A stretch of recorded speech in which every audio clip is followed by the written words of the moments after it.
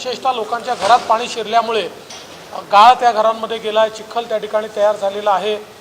अनेक लोकांना त्या ठिकाणी आपल्याला बाहेर शिफ्ट करावं लागलं। राजकारणातल्या प्रत्येक अपडेट्ससाठी सरकारनामाला सबस्क्राइब करा आणि नोटिफिकेशनसाठी बेल आयकॉन प्रेस करा।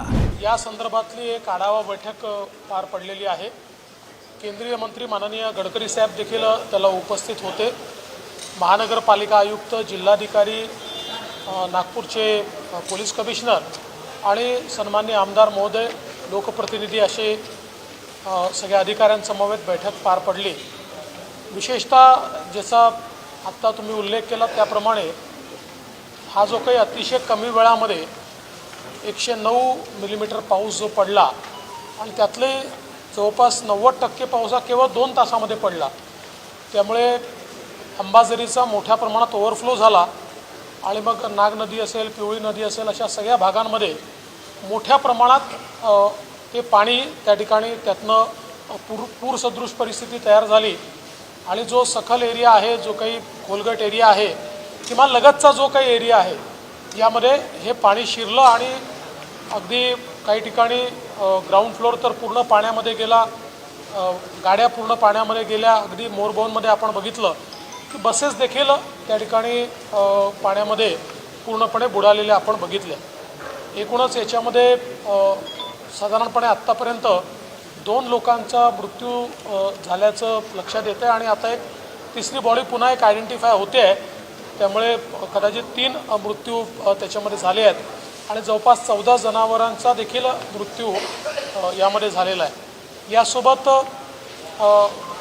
काही पुलांची क्षती झालेली आहे, काही भिंती ज्या आहेत नागनदीच्या किंवा नाल्याच्या जवळच्या या भिंती पडलेल्या आहेत, त्यामुळे त्यातनं एक मोठं नुकसान झालं आहे। विशेषतः लोकांच्या घरात पाणी शिरल्यामुळे गाळ त्या घरांमध्ये गेला आहे, चिखल त्या ठिकाणी तयार झालेला आहे। अनेक लोकांना त्या ठिकाणी आपल्याला बाहेर शिफ्ट करावं लागलं आहे। साधारणपणे ज्या घरांमध्ये पाणी शिरलेलं आहे त्यांची संख्या जवळपास 10,000च्या आसपास जाईल, 9,800 वगैरे अशी काही ती संख्या, म्हणजे जवळपास 10,000 घरांमध्ये पाणी शिरलेलं आहे। विशेषतः झोपडपट्टीच्या भागामध्ये मोठ्या प्रमाणात हे नुकसान झालेलं आहे आणि गाळ वगैरे गेल्यामुळे अन्नधान्य वगैरे सगळं जे आहे ते लोकांना फेकावं लागलेलं आहे, त्यामुळे नुकसान मोठ्या प्रमाणात आहे। आता इमिजिएटली आम्ही स्टँडिंग ऑर्डर्सप्रमाणे सगळ्यांना ज्यांच्या घरी अशा प्रकारे पाणी शिरलेलं आहे त्यांना तातडीची मदत म्हणून 10,000 रुपये मदत ही आम्ही त्याचे लगेच पंचनामे करतो आहे आणि ते 10,000 रुपयाची मदत ही आम्ही त्यांना देतो आहोत। यासोबत महानगरपालिका स्वतः गाळ काढण्यामध्ये त्या ठिकाणी पूर्ण कारवाई करणार आहे त्या सगळ्या भागांमध्ये आणि त्यालाही राज्य सरकार त्यांना जो काही निधी आहे तो उपलब्ध करून देणार आहे, जेणेकरून हा सगळा गाळ काढून तिथली सफाई देखील झाली पाहिजे। यासोबत दुकानांची ज्या ठिकाणी क्षती झालेली आहे त्या ठिकाणी 50,000 रुपयापर्यंत आपण त्यांना मदत करतो आहोत। त्यांचं जे नुकसान आहे त्याच्या 75% किंवा मॅक्सिमम 50,000 रुपये अशी त्यांना मदत करतो आहोत। कुठे जर ठेले जे आहेत छोटे त्यांचं नुकसान झालं असेल तर त्यांना देखील 10,000 रुपयापर्यंत मदत जी आहे ही मदत आपण त्या ठिकाणी करणार आहोत।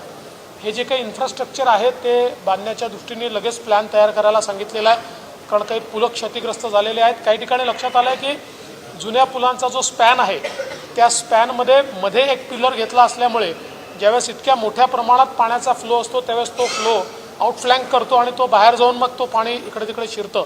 त्यामुळे काही ठिकाणी ही पुलं आता नव्याने बांधून त्याचा स्पॅन कसा मोठा करता येईल अशा प्रकारचा प्रयत्न देखील येत्या दिवसांमध्ये आपण करणार आहोत। त्यासोबत अंबाझरीचं जे काही अर्धन वर्क आहे त्याच्या स्ट्रेंथनिंगच्या संदर्भातला देखील आढावा आज घेतलेला आहे। मुळात त्याचं जे स्ट्रेंथनिंग करायचं आहे त्याकरता डिवॉटरिंग त्याचं करावं लागेल, त्यामुळे ते लगेच करणं शक्य नाही आहे, पण त्याचं प्लॅनिंग करून उन्हाळ्यापर्यंत त्यातलं पाणी कमी करत जाणं आणि मग त्याच्यानंतर त्याचं स्ट्रेंथनिंग करणं अशा प्रकारचा एक कार्यक्रम महानगरपालिकेला हाती घ्यायला सांगितला आहे आणि इरिगेशन विभाग महापालिकेच्या वतीनं एजन्सी म्हणून काम करेल आणि राज्य शासनाच्या वतीनं आम्ही महानगरपालिकेला त्या संदर्भात निधी देखील जो आहे तो उपलब्ध करून देऊ। जे लोक आता तात्पुरत्या निवाऱ्यात गेलेले आहेत त्यांची सगळी व्यवस्था केली आहे, त्यांना फूड पॅकेट्स वगैरेची व्यवस्था केलेली आहे, ती उद्याही आम्ही करू। जोपर्यंत ते घरी जायच्या स्थितीत येत नाहीत तोपर्यंत करू। काही लोकांचं पाणी कमी झाल्यामुळे काही लोक घरी गेल्यात, पाणी आता बऱ्यापैकी कमी झालेला आहे. परंतु थोडी चिंतेची बाब एवढीच आहे की आजही रात्री ऑरेंज अलर्ट आहे.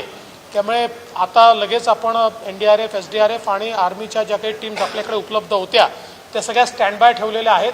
पोलिसांनी देखील मोठ्या प्रमाणात जवळपास 40 स्पॉट जे आहेत हे आयडेंटिफाय केलेले आहेत की ज्या ठिकाणी समजा रात्री पुन्हा पाऊस आला तर जिथे डिझास्टर सदृश स्थिती तयार होऊ शकते, तर त्याही ठिकाणी टीम्स तयार ठेवून अशा प्रकारची काही अडचण आली तर तात्काळ लोकांना कसं आपल्याला त्या ठिकाणी वाचवता येईल किंवा अडचण होणार नाही हा प्रयत्न आपण केला आहे. एकूण जी काही इलेक्ट्रिसिटी बंद केली होती जवळजवळ सगळीकडची रिस्टोर केली आहे, पण 14 ट्रान्सफॉर्मर असे आहेत की ज्या ठिकाणी अजूनही इलेक्ट्रिसिटी रिस्टोर केलेली नाही, कारण तिथले पाण्याची परिस्थिती आणि घरातला ओलावा याच्यामुळे तिथे वीज दिल्यानंतर काय परिस्थिती होऊ शकेल याचा जोपर्यंत पूर्ण अंदाज येत नाही, कारण कुठला त्याची दुर्घटना होऊ नये या दृष्टीने तिथे अजून पाणी पूर्ण कमी होण्याच्या दृष्टीने आणि थोडा ओलावा कमी होण्याचा ची वाट पाहिली जाते. तेही सुरू करण्याची परिस्थिती आहे, पण जाणीवपूर्वक ते सुरू केलेले नाही आहेत ॲक्सिडेंट होऊ नये म्हणून. सकाळपर्यंत ते देखील सगळे सुरू करण्यात येतील आणि जे काही विजेच्या संदर्भातलं नुकसान झालेलं आहे त्याचंही रिस्टोरेशन अतिशय वेगानं या ठिकाणी चाललेलं आहे. एकूणच सगळ्या परिस्थितीकडे प्रशासन पूर्णपणे नजर ठेवून आहे आणि जेवढी जास्तीत जास्त मदत करता येईल ते करण्याचा आमचा प्रयत्न आहे. मदत दिली जात आहे, मात्र नुकसान मोठा लोकांचं झालेलं आहे. तातडीची मदत आता दिली जाते, पुढे पंचनामे वगैरे करून पूर्ण मदत किंवा जास्तीत जास्त असं आहे की स्टँडिंग ऑर्डर याची असते. स्टँडिंग ऑर्डरप्रमाणे जी काही मदत आहे ती आपण देत असतो. तर स्टँडिंग ऑर्डरप्रमाणे सगळी मदत दिली जाते. मी काही भागांमध्ये उद्या जाणार आहे.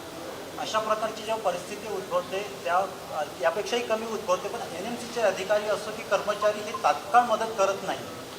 मला असं वाटतं की आपण एका गोष्टीचं निश्चितपणे प्रशासनाला एक प्रकारे धन्यवाद दिले पाहिजेत की रेस्क्यू ऑपरेशन हे जवळपास 3-3.5 तासात प्रशासनाने केलं आहे आणि 350 लोकांना 3-3.5 तासात रेस्क्यू केला. अर्थात NDRF, SDRFचा याच्यात फार मोठा रोल आहे. तात्काळ त्यांनी ते काम केलेलं आहे. बोटी लगेच आल्या. बोटीमध्ये लोकांना आपल्याला माहिती आहे की जे शंकरनगरचं कर्णबधिर विद्यालय आहे तिथले मुलं असतील, बाजूला एलेग्री कॉलेजच्या मुली असतील, यांना अतिशय विपरीत परिस्थितीतनं त्या ठिकाणी बाहेर काढलेलं आहे. त्यामुळे मला असं वाटतं की रिस्पॉन्स टाईम हा काही फार लांबचा नव्हता. जितके डिस्ट्रेस कॉल आले त्याला तात्काळ रिस्पॉन्ड केलेला आहे. तो कायमस्वरूपी हा तोडगा निघेल, कारण अनेक भागांमध्ये दरवर्षी अशी परिस्थिती निर्माण होते. या संदर्भात आता गडकरी साहेबांनी देखील काही सूचना केलेल्या आहेत आणि म्हणून जसं मी सांगितलं की नॉर्मली तर अशा प्रकारचा पाऊस हा 30 वर्षात 25-30 वर्षात कधीतरी येतो, अशा प्रकारचा पाऊस होता. पण त्यातही आपल्या लक्षात ज्या गोष्टी आलेल्या आहेत त्या गोष्टींची इन्फ्रास्ट्रक्चरली सुधारणा करणं हे अत्यंत महत्त्वाचं आहे आणि त्या संदर्भातला प्लॅन हा महानगरपालिकेला बनवायला सांगितला आणि राज्य सरकार फ्लड डॅमेजच्या माध्यमातून त्याला निधी उपलब्ध करून देईल. त्याच्यामध्ये वाहनांचा जो काय असतो आपल्याला माहिती आहे कंपल्सरी इन्शुरन्स त्यांचा असतो, त्यामुळे निश्चितपणे त्यांना फक्त ही मदत आम्हाला करून द्यावी लागेल की तात्काळ पंचनामे करणं असेल, तिथली इन्शुरन्स करता त्यांना जी कागदपत्रं लागतात ती तयार करण्याकरता त्यांना पूर्ण मदत आम्ही करू. राजकारणातील प्रत्येक अचूक बातमीचे सर्वात आधी अपडेट्स मिळवण्यासाठी सरकारनामाच्या सर्व सोशल मीडिया प्लॅटफॉर्मला लाईक, फॉलो आणि सबस्क्राईब करा. तसंच सर्व नोटिफिकेशनसाठी बेल आयकॉन प्रेस करायला विसरू नका.